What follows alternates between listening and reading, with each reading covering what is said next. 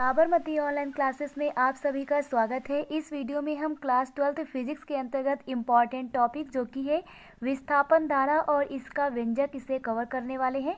तो सबसे पहले यहाँ पर देखते हैं क्वेश्चन किस प्रकार से बनता है विस्थापन धारा का। तो क्वेश्चन पूछा जाता है कि विस्थापन धारा किसे कहते हैं। क्या पूछा जाता है? विस्थापन धारा किसे कहते हैं और इसके लिए व्यंजक सिद्ध कीजिए। तो सबसे पहले हमें समझना होगा विस्थापन धारा क्या है, इसके बाद यहाँ पर हम इसका व्यंजक भी प्रूफ करने वाले हैं। तो चलिए देखते हैं, इसको फिगर के माध्यम से कवर करते हैं। सबसे पहले यहाँ पर हम लोग करते क्या है, समांतर प्लेट संधारित्र बना लेते हैं। तो दो यहाँ पर समांतर प्लेटें बनाते हैं। तो यहाँ पर हमारी दो समांतर प्लेटें यहाँ पर हो गई हैं। अब करेंगे क्या, इसमें हम एक परिपथ बनाएंगे और इसमें आवेश प्रवाहित करेंगे। तो ये कार्य किया था मैक्सवेल ने। किसने किया था?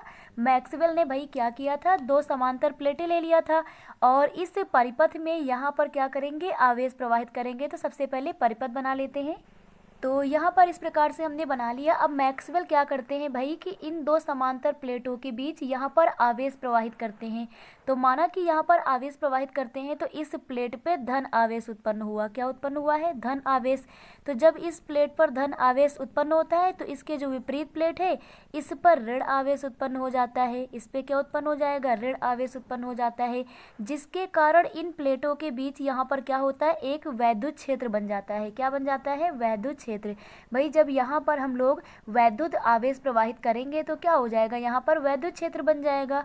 तो मैक्सवेल इसी के बारे में बताते हैं। मैक्सवेल कहते हैं कि भाई जो जो समांतर प्लेटें हैं ना, इन समांतर प्लेटों के बीच अगर हम आवेश प्रवाहित कर दें, इन दोनों समांतर प्लेटों के बीच क्या करें, आवेश प्रवाहित कर दें, तो क्या होगा, आवेश जब प्रवाहित करेंगे तो इसमें वैद्युत क्षेत्र उत्पन्न हो जाएगा। और वैद्युत क्षेत्र उत्पन्न होगा तो क्या हो जाएगा, जो यहाँ पर वैद्युत फ्लक्स की संख्या है इसमें परिवर्तन आ जाएगा। वैद्युत फ्लक्सों की संख्या में क्या हो जाएगा, परिवर्तन आ जाएगा। फाई बोलते हैं, फाई ई। अगर इसके मान में परिवर्तन आ गया, फाई ई के मान में परिवर्तन आ गया, तो ओस्टेट के प्रयोग के अनुसार क्या हो जाएगा, ओस्टेट के प्रयोग के अनुसार अगर यहाँ पर हम लोग बताएंगे कि भाई विद्युत फ्लक्स की संख्या में परिवर्तन आएगा, तो ओस्टेट साहब कहते हैं कि जब विद्युत फ्लक्स का मान बदलता है ना, जब विद्युत फ्लक्स का मान बदलता है तो इसमें एक धारा उत्पन्न हो जाती है। क्या उत्पन्न हो जाती है? धारा। तो इस धारा को, जो उत्पन्न हुई धारा है, ये वास्तविक धारा नहीं है, ये उत्पन्न हुई धारा है, तो इस धारा को हम लोग बोलते हैं विस्थापन धारा। एकदम सिंपल सा रूल है। मैक्सवेल यहाँ पर बताते हैं कि भाई हमारे पास दो समांतर प्लेटें हैं, इन प्लेटों के बीच अगर हम क्या करें, आवेश प्रवाहित करें, तो इसमें जो है फाई ई के मान में परिवर्तन आ जाएगा, यानी कि विद्युत फ्लक्सों की संख्या में परिवर्तन आ जाएगा। तो जब विद्युत फ्लक्स की संख्या में परिवर्तन आएगा तो क्या होगा, इसमें एक धारा प्रेरित हो जाएगी। इस प्रेरित होने वाली धारा को ही हम लोग बोलते हैं विस्थापन धारा, यानी कि डिस्प्लेसमेंट करंट। अब करंट को आई से रिप्रेजेंट करेंगे और क्योंकि यहाँ पर विस्थापन धारा है, डिस्प्लेसमेंट, तो इसको हम लोग आई डी से प्रदर्शित करते हैं। तो इस प्रकार से विस्थापन धारा के लिए यहाँ पर हम लिखते हैं कि मैक्सवेल के अनुसार, किसके अनुसार, मैक्सवेल के अनुसार यहाँ पर लिखते हैं, मैक्सवेल के अनुसार जब दो समांतर प्लेटों के बीच आवेश प्रवाहित करते हैं, जैसा कि हमने पहले देखा, मैक्सवेल के अनुसार जब दो समांतर प्लेटों के बीच, भाई हमारे पास दो समांतर प्लेटें थी, तो जब दो समांतर प्लेटों के बीच आवेश प्रवाहित करेंगे, क्या करेंगे, आवेश प्रवाहित करते हैं, तो वैद्युत फ्लक्सों की संख्या में, वैद्युत जो फ्लक्स है इसकी संख्या में क्या हो जाएगा, इसकी संख्या में परिवर्तन हो जाता है, यानी कि फाई ई के मान में परिवर्तन हो जाएगा। तो परिवर्तन को हम लोग बोलेंगे डी फाई ई। तो जब वैद्युत फ्लक्सों के मान में परिवर्तन हो जाता है तो जिसके कारण क्या होगा, जिसके कारण एक धारा उत्पन्न हो जाती है, जिसके कारण क्या होगा, एक धारा उत्पन्न हो जाती है, जिसे हम लोग बोलते हैं विस्थापन धारा, और इंग्लिश में इसे बोलते हैं डिस्प्लेसमेंट करंट। इसे हम लोग आई डी से प्रदर्शित करते हैं। किससे? आई डी से। तो इस प्रकार से आपको ब्लैक पेन से लिखना है, इसे आई डी से प्रदर्शित करते हैं। अब यहाँ पर व्यंजक होता है I D is equal to, क्या होता है, I D is equal to होता है epsilon naught D phi E upon D T. I D is equal to क्या होता है, epsilon naught D phi E upon D T. तो इस फार्मूले को हमें यहाँ पर प्रूफ करना है। तो चलिए देखते हैं सबसे पहले यहाँ पर क्या लिखते हैं। तो प्रूफ में यहाँ पर बताते हैं कि भाई हमारे पास एक समांतर प्लेट संधारित्र है, एक क्या है, समांतर प्लेट संधारित्र है, जिसका एरिया यानी कि क्षेत्रफल ए मान लेते हैं। और इसमें जो है ना हम मान लेते हैं कि प्लस क्यू आवेश वितरित है। क्या है? प्लस क्यू आवेश वितरित है। तो यहाँ पर जो सेकंड प्लेट होगी इस पे भाई ऋणावेश आ जाता है। तो अब यहाँ पर लिखते हैं संधारित्र के प्लेटों के बीच वैद्युत क्षेत्र क्या होगा। तो भाई संधारित्र के प्लेटों के बीच जो वैद्युत क्षेत्र होता है ई, वो ई इज इक्वल टू क्या हो जाएगा? ई इज इक्वल टू हो जाएगा सिग्मा अपॉन इप्सिलॉन नॉट। क्या हो जाएगा? सिग्मा अपॉन इप्सिलॉन नॉट हो जाएगा।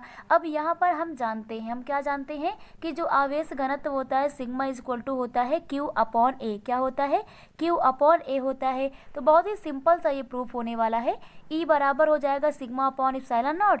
सिग्मा की वैल्यू यहाँ पर पुट कर देंगे क्यू अपॉन ए। तो यहाँ से हमें क्या मिल जाएगा भाई? ई इज इक्वल टू हो जाएगा, इस सिग्मा की जगह पे रखेंगे क्यू अपॉन ए और नीचे यहाँ पर पहले से है इप्सिलॉन नॉट। तो इस प्रकार से ई इज इक्वल टू मिल जाएगा Q upon A epsilon not. यहाँ तक क्लियर हो गया होगा।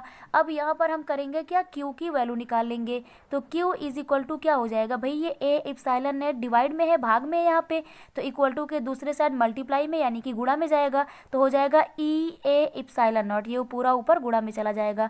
तो हो जाएगा ई ए इप्सिलॉन नॉट। इस प्रकार से हमें यहाँ पर क्यू की वैल्यू मिल जाती है। क्यू इज इक्वल टू हो जाएगा ई ए इप्सिलॉन नॉट। अब यहाँ पर हम लोग क्या करेंगे? हम जानते हैं कि फाई ई बराबर होता है, फाई ई बराबर क्या होता है? ई ए। क्या होता है? ई ए कॉस थीटा, ऐसे आपने पढ़ा होगा। तो यहाँ पर हम यूज़ करने वाले हैं ई ए की जगह पे फाई ई। क्या पुट करेंगे? Phi E. तो यहाँ से हमें मिल जाएगा क्यू इज इक्वल टू क्या हो जाएगा? फाई ई इंटू यहाँ पर इप्सिलॉन नॉट हो जाएगा। तो इस प्रकार से यहाँ तक आप लोगों को क्लियर हो गया होगा। अब करेंगे क्या? इसको हम लोग इक्वेशन मान लेंगे, इक्वेशन नंबर फर्स्ट। और इक्वेशन फर्स्ट का अब यहाँ पर हमें करना होगा क्या? अवकलन। तो यहाँ पर लिखेंगे इक्वेशन फर्स्ट का, किसका? इक्वेशन फर्स्ट का। इक्वेशन फर्स्ट का क्या करने वाले हैं? टी के सापेक्ष। किसके? टी के सापेक्ष यानी कि समय के सापेक्ष। टी के सापेक्ष अवकलन करने पर क्या करेंगे भाई? यहाँ पे अवकलन कर देंगे, डिफरेंशिएशन कर देंगे अवकलन करने पर। तो अब यहाँ पर इसका कर देते हैं अवकलन। तो हमें क्या मिल जाएगा? हमें यहाँ पर मिलेगा D Q by D T, क्योंकि हम लोग टी के सापेक्ष कर रहे हैं। तो D Q by D T हो जाएगा इज इक्वल टू, यहाँ पर हो जाएगा डी बाई डी टी, और किसका करना है यहाँ पे भाई? Phi E into epsilon naught का। अब यहाँ पर इप्सिलॉन नॉट तो कांस्टेंट है, तो ये बाहर हो जाएगा। तो यहाँ से हमें मिल जाएगा D Q upon D T is equal to हो जाएगा, यहाँ पर इप्सिलॉन नॉट बाहर हो जाएगा। तो ये क्या हो जाएगा? D phi E upon D T हो जाएगा, D phi E upon D T. तो यहाँ तक आप लोगों को क्लियर हो गया होगा। अब यहाँ पर देखना, आवेश बटे समय यानी कि आवेश बटे समय। धारा की परिभाषा, विद्युत धारा किसे कहते हैं? आवेश के प्रवाह की दर को। आवेश जो होता है इसके प्रवाह की दर मतलब समय के सापेक्ष, तो आवेश के प्रवाह की दर को विद्युत धारा कहते हैं। तो यहाँ पर ये हमारी करंट है, D Q by D T क्या है? करंट है। लेकिन कौन सी धारा होगी यहाँ पर? ये हमारी विस्थापन धारा होगी। तो इसे हम लिखेंगे I D. I D equal to हो जाएगा इप्सिलॉन नॉट इंटू यहाँ पर क्या हो जाएगा? D phi E upon D T हो जाएगा। तो इस प्रकार से ये फार्मूला हमारा प्रूफ हो जाता है विस्थापन धारा का व्यंजक किसे कहते हैं? क्या बोलते हैं? विस्थापन धारा का व्यंजक। यहाँ पर आई डी इक्वल टू हो जाएगा epsilon naught into D phi E upon D T. तो बहुत ही आसानी से ये हमारा प्रूफ हो जाता है, एकदम सिंपल सा है। सबसे पहले यहाँ पर हम लोग संधारित्र के प्लेटों के बीच वैद्युत क्षेत्र ई निकाल लेते हैं सिग्मा अपॉन इप्सिलॉन नॉट से। सिग्मा की वैल्यू पुट करेंगे तो यहाँ से हमें ई इक्वल टू मिल जाएगा Q upon A epsilon not. फिर यहाँ पर क्यू की वैल्यू फाइंड आउट कर लेंगे तो ई ए इप्सिलॉन नॉट मिल जाएगा। अब यहाँ पर हम लोग ई ए की जगह पर फाई ई पुट करेंगे तो यहाँ से हमें क्यू इक्वल टू मिल जाएगा phi E into epsilon naught. इसके बाद सिंपल सा क्या करना है? हमें डिफरेंशिएशन कर देना है, अवकलन करना है टी के सापेक्ष। तो ये हो जाएगा D Q upon D T और इधर हो जाएगा डी बाई डी टी, और इन दोनों को यहाँ पर लिखेंगे। इप्सिलॉन नॉट कांस्टेंट है तो इसे हम लोग बाहर कर लेंगे, और इस प्रकार से हमें फाइनली जो हमारा फार्मूला है वो मिल जाता है I D equal to epsilon naught into D phi E upon D T. तो इस प्रकार से जो इम्पोर्टेंट क्वेश्चन है विस्थापन धारा का, कि विस्थापन धारा किसे कहते हैं और इसका व्यंजक सिद्ध करना आप लोगों को क्लियर हो गया होगा। अन्य जो इम्पोर्टेंट डेरिवेशन है इसका लिंक आप लोगों को नीचे कमेंट और डिस्क्रिप्शन बॉक्स में मिल जाएगा। Thank you.